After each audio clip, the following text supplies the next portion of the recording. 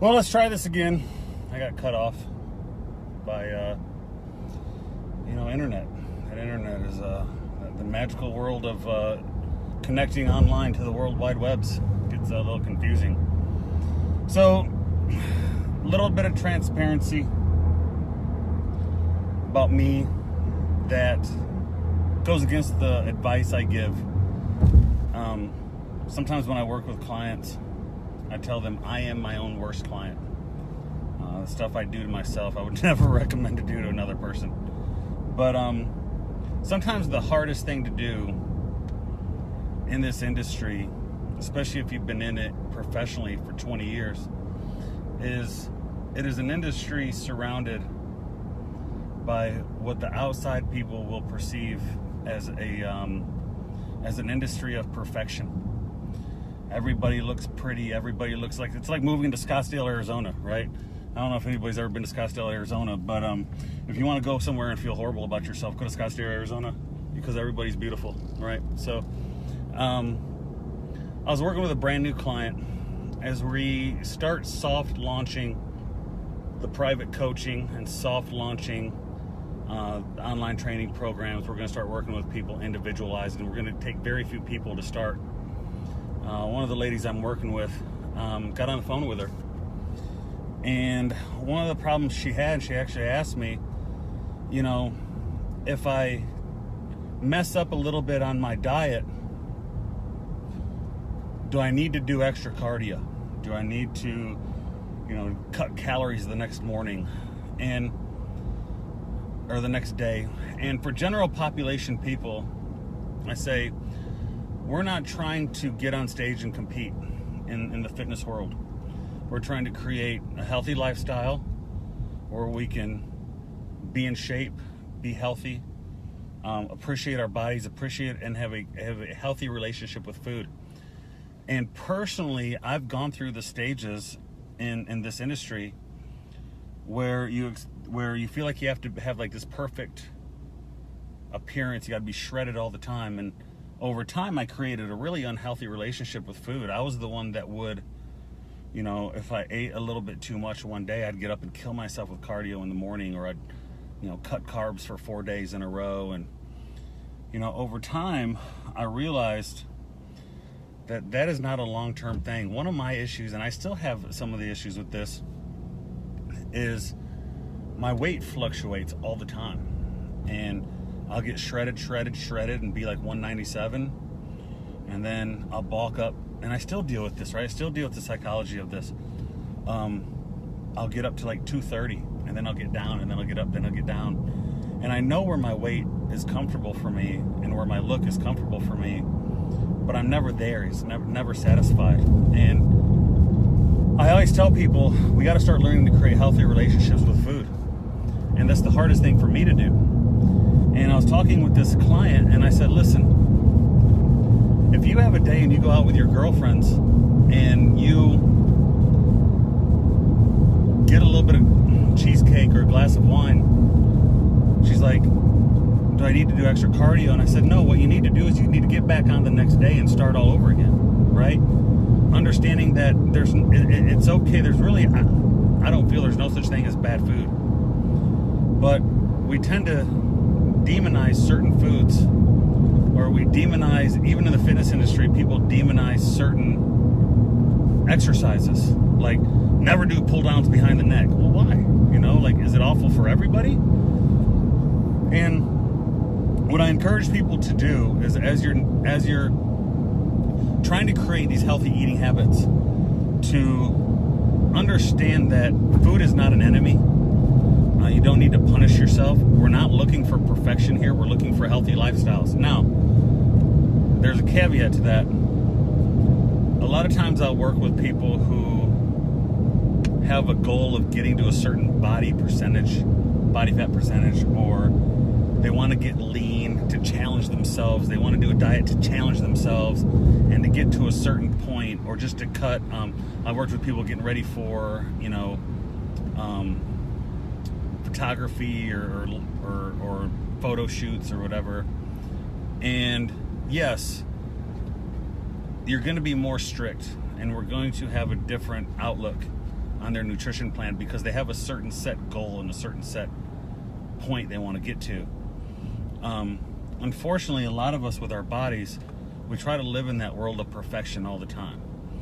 And I have, and this is not a bragging point, I have personally tracked food some way around or the other for probably close to 900 days. I think I've missed one day in 900 days. And I wasn't tracking perfect. There were times that I just tracked protein. There were times I just tracked calories. There were times I, was very strict on tracking things, tracking calories to get to a certain point. I want to get to a certain look and challenge my body and learn to change my body. And can I, what ways work best for me? What can I be compliant to for me? What kind of nutrition plan is compliant for me? That's why I don't demonize certain nutrition plan. I was actually training at my buddy's gym today. He's got a little gym above his cheerleading studio, and met a lady in this group, Joanna, and she's like, yeah, I was the one that asked you about intermittent fasting. And I was like, well, I don't hate on intermittent fasting, right? Like, I think we have to find ways that fit to our schedules and our lifestyles, and if it works for you, then great, right? But my goal for everybody within this group is to learn to create a healthy relationship with food and your body and your fitness so we can mix it into our everyday life. And that's not just my goal for everybody here. That's my goal for me, is to be able to do that. And historically, I have not done that. Historically, I have had poor relationships with food, especially during times of stress, right? I'll just punish myself with low calories and see how strict I can be and see if I can be mentally strong and stick to certain plans that are just unrealistic. And I did it, but it wasn't healthy, right? And I'll say this, it's different if you're dieting somebody for competition or for a different event, right? I'm one that tells people all the time that I didn't enjoy my time in the part of the fitness industry that was the competition stage, the bodybuilding and fitness. A lot of the people I've met that have been really big into getting on stage a lot, or high-level competitive bodybuilders or fitness people, I always tell people quite often that when you meet those people and talk to them, be prepared for a conversation that's 99% all about them. A lot of them are very self-absorbed, and please don't push people into this and tell people, hey, I'm not generalizing everybody. There's some great people I've met in that industry, but a lot of them have very unhealthy relationships with their body and their food. When I competed at bodybuilding, the hardest thing for me with the bodybuilding side was putting in all that work, getting on stage, and then realizing that 72 to 96 hours later, all of that work was gone, and you see yourself putting fat back on and your body's changing, and it's hard to watch. I think it's even harder for women because women open up the magazines and they see billboards and they're expected to think that that's what women look like, right? Especially if you're raising a young daughter. That's not what women look like. Have you ever seen what they say a plus size model looks like? I mean, it's almost ridiculous to think that's what a plus size model is considered, right? Couldn't imagine having a daughter trying to explain to her that that's not a plus size woman. A size 6, 7, 8 is not a plus size individual. But as we talk about nutrition and wellness and fitness, I want everybody to try to have a healthy relationship with that food and to avoid some sort of obsessive behavior with it. Now, we're going to release some diet plans. We're going to release a diet plan that worked for me, and it might work for you. It might not work for you. There's going to be 3 levels of, beginner, intermediate, and advanced. You could probably use this nutrition plan to get ready for an event and go into the advanced stage 3, or you could stick with level 1 and enjoy your life a little bit, Another girl we worked with a little bit flat out told me, she said, I like to eat pasta Me and my boyfriend eat pasta sometimes. And I said, great, that's okay. Those days that you have a carbohydrate intake, just understand that, 40% of your carbohydrates might come from that meal, so adjust for the rest of the day, right? People that I've worked with long term, I've got a couple people I've worked with long term, I'll have them and I'll have myself go through a stage of what they call reverse dieting, where literally you go for 8 weeks when you're coming off a strict regimen and you only track protein intake. You eat the foods you enjoy. You don't overeat, but you eat what you like. You go into the gym and you do the exercises you like. You do the programs you like. You learn to enjoy life. You learn to enjoy working out. You learn to enjoy food. And understand that,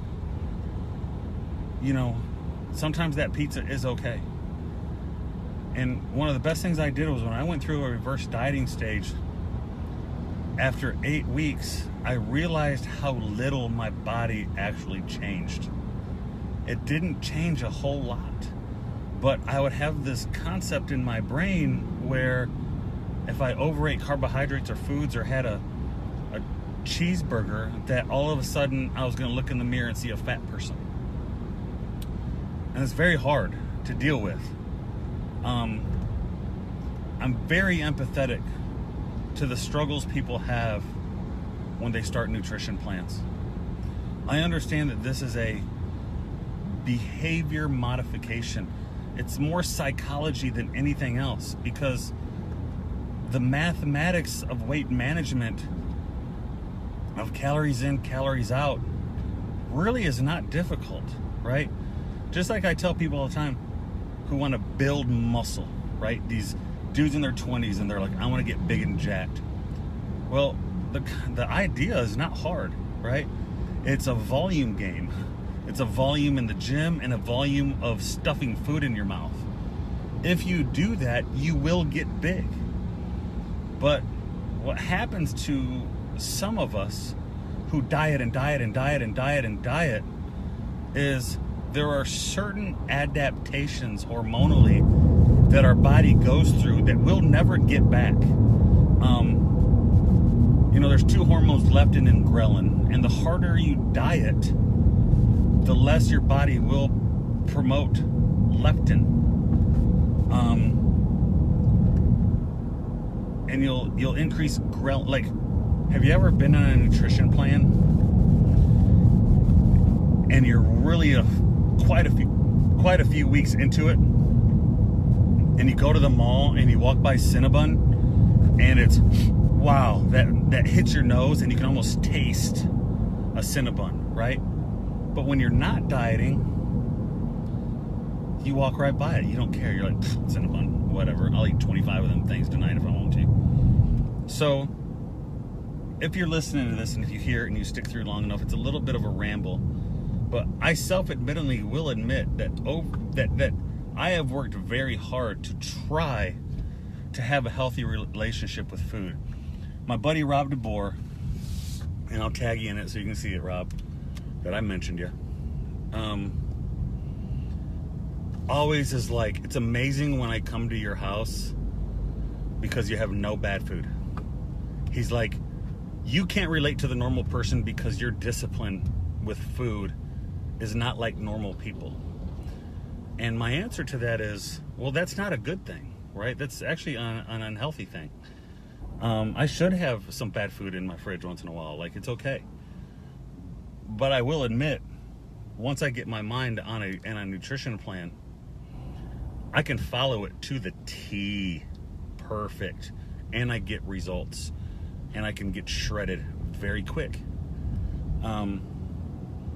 But as we roll out these nutrition plans, I want everybody to know that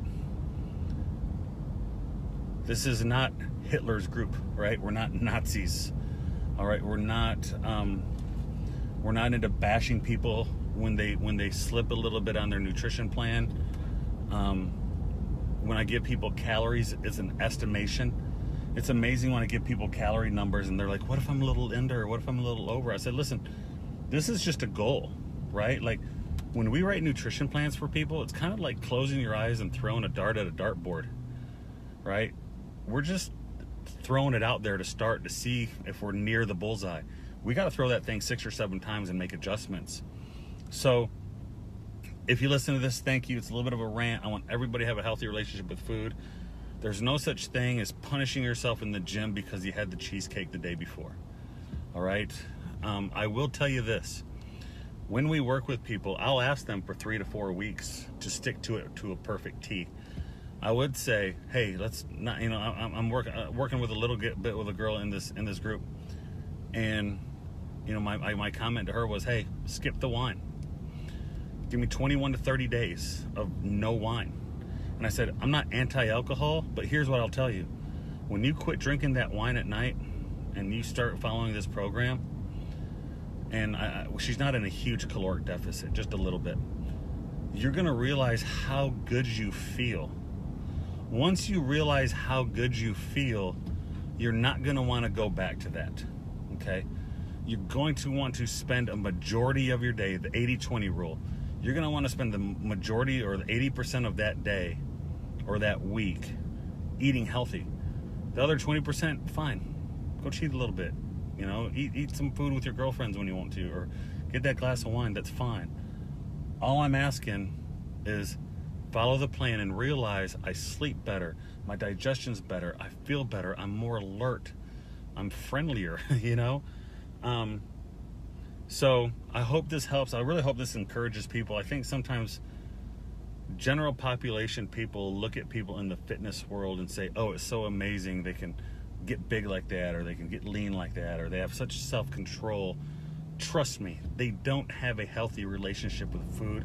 They don't have a healthy relationship with their body. And that is not the goal of this group, to make everybody look like fitness competitors, right? Trust me, I don't look like a fitness competitor, okay? I made a comment to somebody on Instagram. We're private messaging back about food and eating. And I realized I subconsciously made a remark that said, well, I'm chubby right now.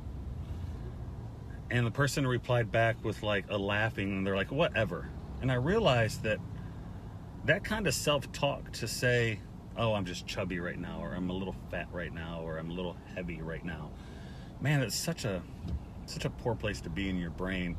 And I caught myself doing it. I didn't reply after that because I know people who are in phenomenal shape, and they'll look at me and be like, oh, I'm just a little heavy. And I'm like, whatever, shut up. Like, you're just fishing for compliments, right? So I hope this helps. I hope this gives you guys an idea of where this group is going as we launch nutrition plans. These aren't Hitler nutrition plans, right? Nobody's holding a gun to your head. We're just trying to teach people how to create healthy nutrition programs that fit within their lifestyle, that improve the quality of their life. We do want you, if your goal is to lose fat and look shredded for an event, we can help you do that. Most importantly, I want to create lifestyles for people that they can manage. They can create healthy relationships with food, healthy relationships with fitness, healthy relationships with themselves and their families.